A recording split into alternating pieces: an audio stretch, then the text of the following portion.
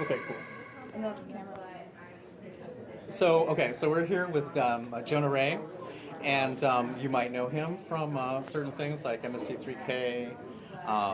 Is it At Midnight? Are you still with Yeah, I used to today? appear on the show At Midnight. I was on The Meltdown with Jonah and Kumail, with Kumail Nanjiani. Stand Against Evil, Victor Crowley.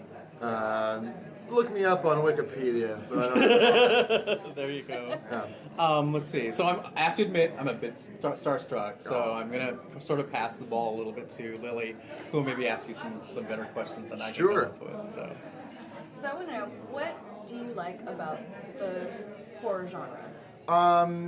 It's funny. I never had to think about it. Like I never had to think about why I like it. I just did. Like, I have really early memories of seeing Nightmare on Elm Street and Dawn of the Dead, because I think my cousin would bring them over and we watch them. But like from around the age of 4 and 5, I was watching these scary movies, and it became part of like me and my brother and my friend. Like we just, that's what we did. We wanted to seek out these scary movies and talk about. We used to show them like on Saturday afternoon. Just find one. Yeah, I mean, like on cable, you just see them all the time, and also like my family had growing up in the 80s, my family had HBO, so it's like Tales from the Crypt was always on, and so there was a lot of it around, and it just to me, it's exciting, and it's like. It's the movie equivalent of a roller coaster, more so than an action movie. Like an action movie, it's like the danger is you get adrenaline without the emotion. Yeah, exactly. That's exactly it. And so that's what I love about it. And like now as an adult to think about why I like it, like just the ability for storytellers to make amazing commentary through fantastical ideas. So do you have a favorite? Well, I'd say my favorite horror movie of all time, Dawn of the Dead original. The Thing is there for sure. That's come up a lot this weekend. Yeah, and just, Alien, of course, too. Alien is great. Yeah.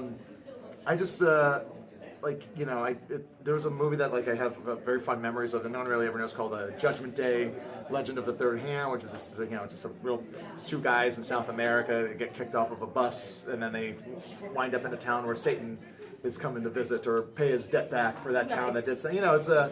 It's just, I love it. I like, and I keep up. I'm a Shudder subscriber. It's for me. It's like it's just my favorite, and it's comforting at the same time. And even new horror still like it feels nostalgic. Yeah. I saw La Llorona, and it's not like a phenomenal movie, but like it was comfortable to watch. So one of the things you guys were talking about in the panel that we just saw with you was funding, and episodes, the first season 11 for Netflix of Mystery Science Theater 3000, that was funded through Kickstarter.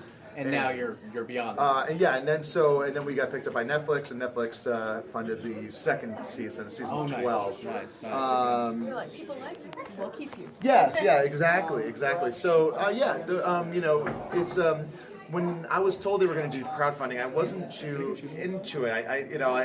That's not my. I was like, if asking people for money is a weird thing for me. Like, I'm just like, I'll do it myself, and I break things in my apartment because I don't want to, ask for favors or, I just like to try and do things on my own. But yeah, that was like a huge thing, and our record was like the biggest video fundraiser on Kickstarter of all time.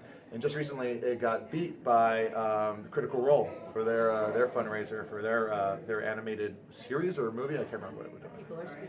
Yes, yeah, exactly. It's all, I just got done reading Eric Idle's autobiography. Oh, nice. And he was talking about Life of Brian, the Monty Python movie, where it's like they were looking for funding, and everyone's like, no, it sounds sacrilegious. I don't think we can do it. And then George Harrison from the Beatles was like, he's like, you know what? I'll spend the money. I'll make the movie. I'll give you the money for the movie. Nice. And they're like, why? And he was just like, I want to see it. And I think that's like very similar to now break George Harrison from the Beatles into thousands of people. And that's just the way people want. They want the stuff they want.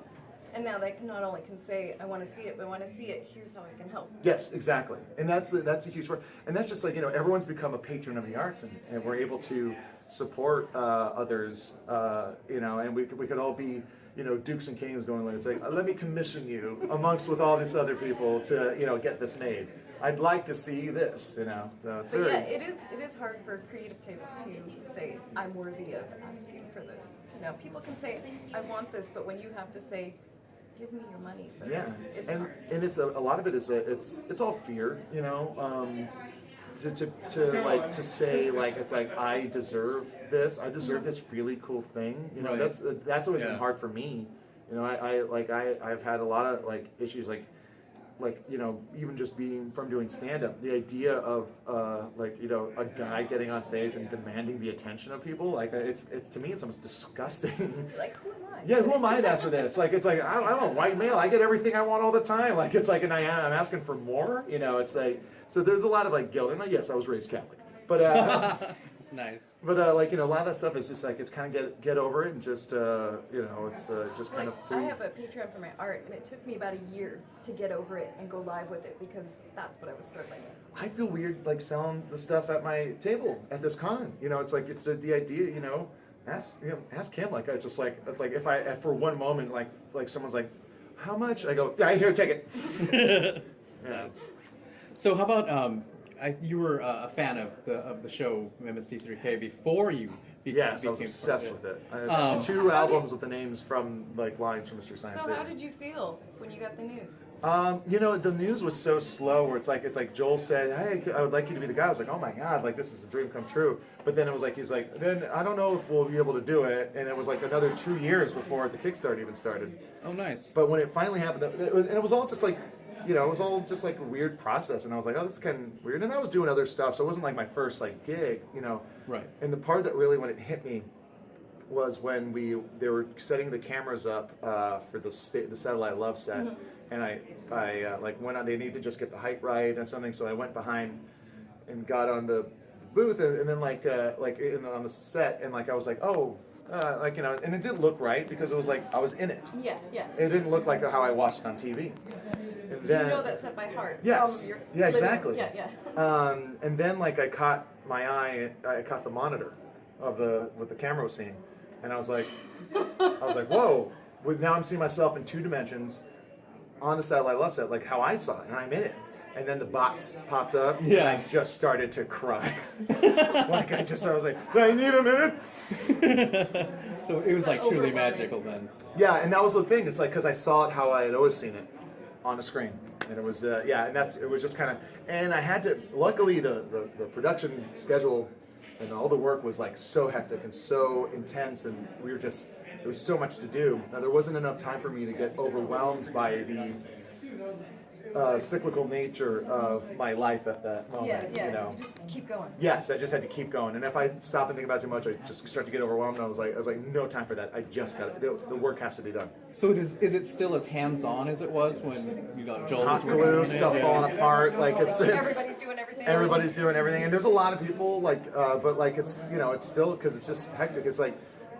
Because of the schedule that we had to keep up, it's like there was just people there, and and it's like but there's puppeteers now, and Barron and Hampton doing the voices are off the side, but Yeah. it's still like once you're doing it, you're still all there. It's all You rinky still have dink. the same essence. Of Yeah, it. thank you. Yeah. And it's just like I think it's just a testament to Joel and the feeling he puts into from the start. Yeah, because when I saw the live show, it was just like when they did the different theme songs, like Yeah. the montage.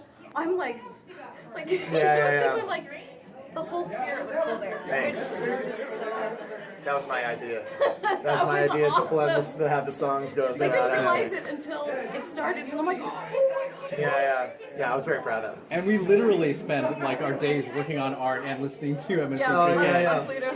Yeah. It's the best background thing, and not to diminish it, but I think that's almost a testament to it. A show that you can kind of come in and Well, out even of. the ones I've seen so many times, like the lines are still funny, even if I'm not watching. Yeah. So, what's your favorite movie and favorite short? Chicken of Tomorrow is my favorite short. My favorite movie is, and it's people get mad when I say this because it's from the Mystery Science Theater, the movie. But This Island Earth is like it means the most to me. Yeah. It's But a classic. if I'm gonna say like TV episodes, it's Pod People, Diabolique, Zombie. Pod People's one of hers, Zombie Nightmare and Werewolf. I like those are some of my. I love the shorts. Yeah, the shorts. Especially the are circus I shorts. showed Those him are the amazing. circus Yeah. on Ice, and Here Comes the Circus, and like he's like, that's where you get those phrases from, because I Yeah, I it's use them all the time, but yeah, the Pod People, the day the Earth froze and the attack of the eye creatures. Oh yeah. The ones, the girl with the big bouffant. Yeah, you know what's funny too? I think it's like the people who. It almost kind of depends on which reruns you caught all the time. Like it's like the ones that you have more of a familiarity with. Are always like, cause like, you know, I just remember like for some reason they always showed the Pod People episode, so I saw it a lot. And like with the movie, I had it on VHS, so I saw it a lot. And I, you know, sometimes there's just like there's episodes I'm sure I loved a lot, but I only saw them once because there's 200 episodes. How old were you when you first saw them? I was probably about 10 or 11. Nice. And I remember I thought my TV was broken. I thought it was 2 channels playing at the same time. And then you're like, wait a second. Yeah, and then I was like, what's going on? I thought this was the Comedy Central channel. Why isn't Monty Python on? And then they go out. I was like, what's going? And then they came out on the stage, and I was like, hey, and I recognized Joel from David Letterman and SNL. The prop comedy. Yeah, when he's doing prop comedy.